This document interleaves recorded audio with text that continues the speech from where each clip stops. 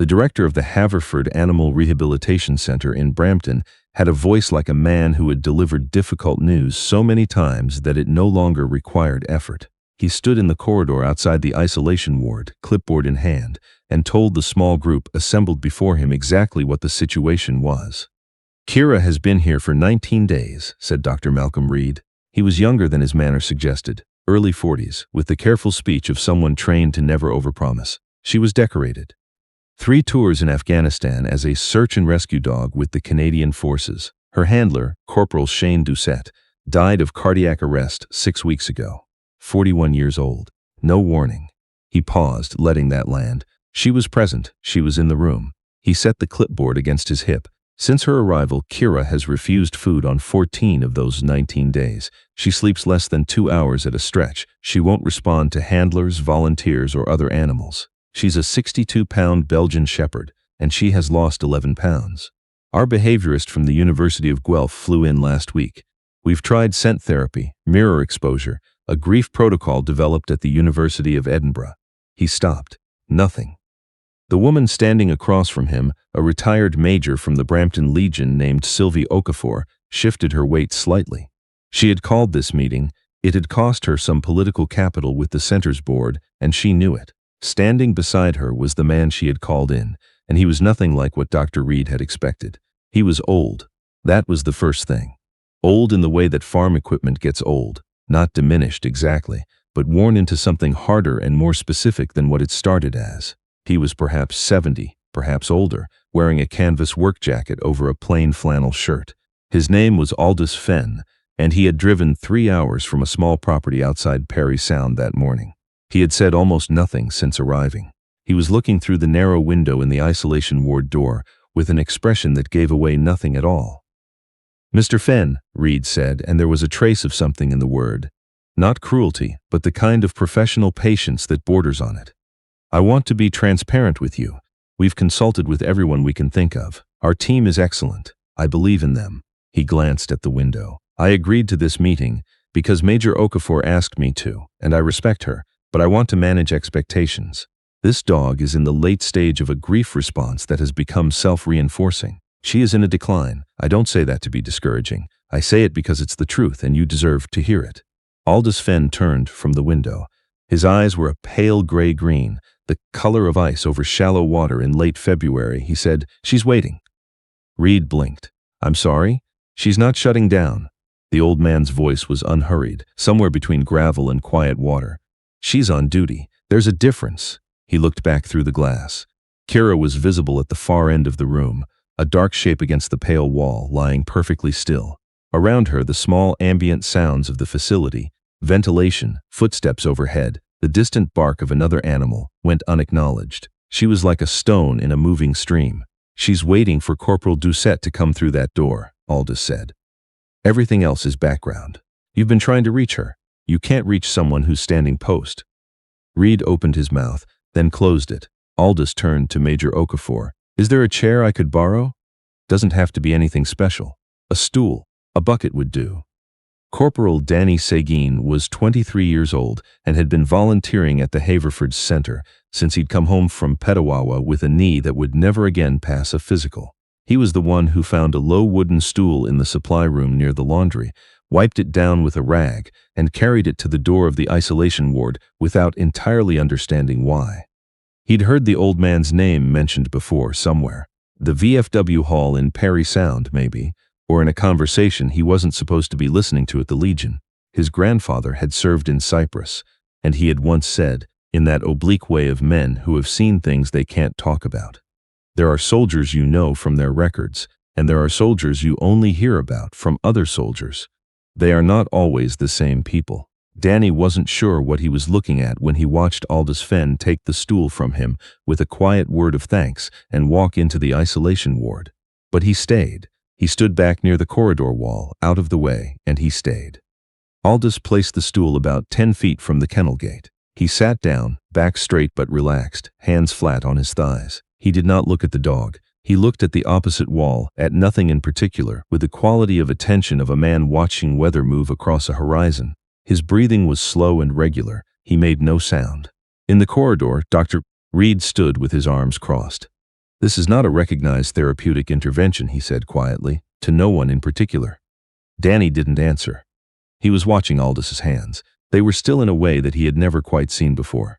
Not the stillness of someone trying to stay still.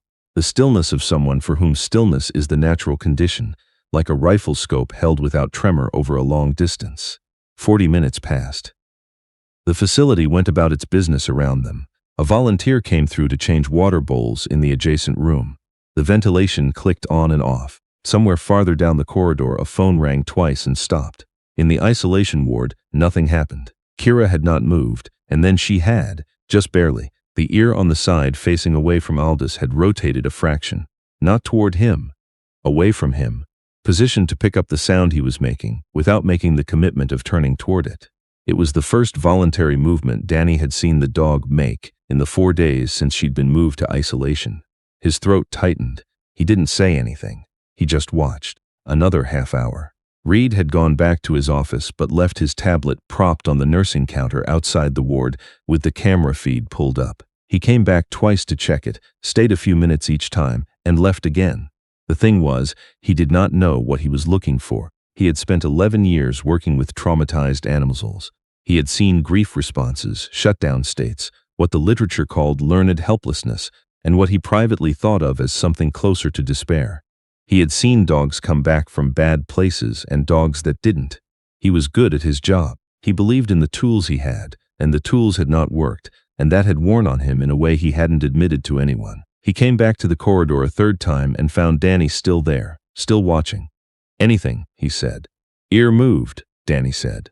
Reed looked at the dog in the ward. "Once?" "Twice." Reed uncrossed his arms. He leaned against the wall beside the younger man and stayed there.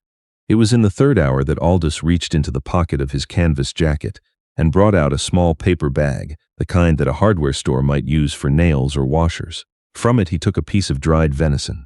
It was dark and dense, clearly home-cured, and when he put it in his mouth and began to chew, the smell of it, wood smoke and salt, the particular cold air smell of something made outdoors in November, spread through the room.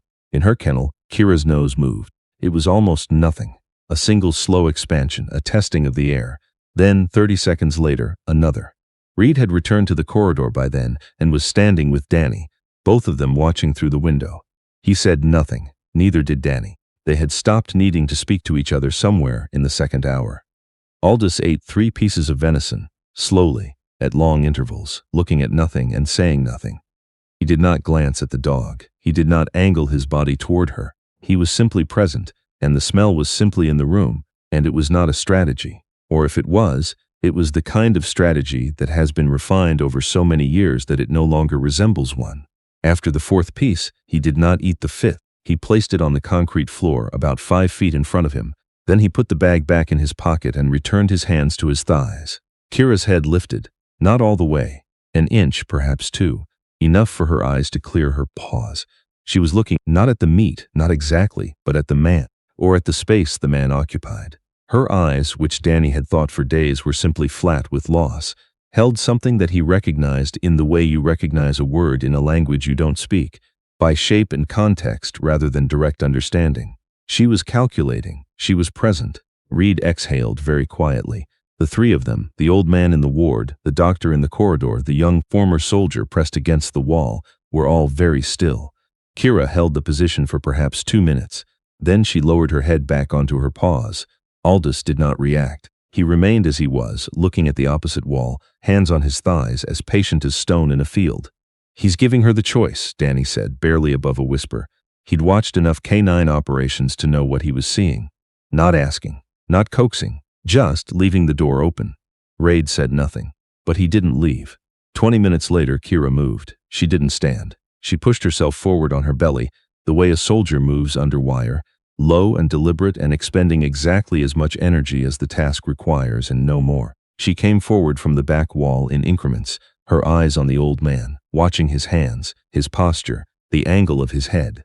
She was reading him the way her kind reads everything, through movement and breath and the small language of a body that either means threat or doesn't. Aldous did not look at her. He did not alter his breathing. He was a constant in the room, predictable, safe in the way that only things without agenda are safe. Kira reached the kennel gate and stopped. She pressed her nose to the chain link and inhaled. A long, deep breath, the full analysis. Then she sat, just sat, on the other side of the gate, 3 feet from the old man on his stool, and looked at him directly for the first time. It was not a challenging look. It was the look of an exhausted professional sizing up someone who might, possibly, understand what she had been carrying. Aldous turned his head. His gray-green eyes met hers. He didn't smile. He didn't soften his face into the expression that people make at dogs. He looked at her the way you look at someone who has done a hard job and done it well, with the recognition of one who knows what hard jobs cost. Then he blinked. Once. Slowly. Kira held his gaze for a long moment. Then she exhaled. A long, shuddering release, the kind that moves through the whole body, through the chest and the shoulders and the jaw. She lowered herself onto the concrete, her chin resting on her paws, her eyes still on the old man. And they stayed there, the two of them, in the quiet. Through the window, Danny pressed the heel of his hand against his mouth and looked at the ceiling for a moment. Reed, beside him, said nothing. He was gripping his tablet without looking at it.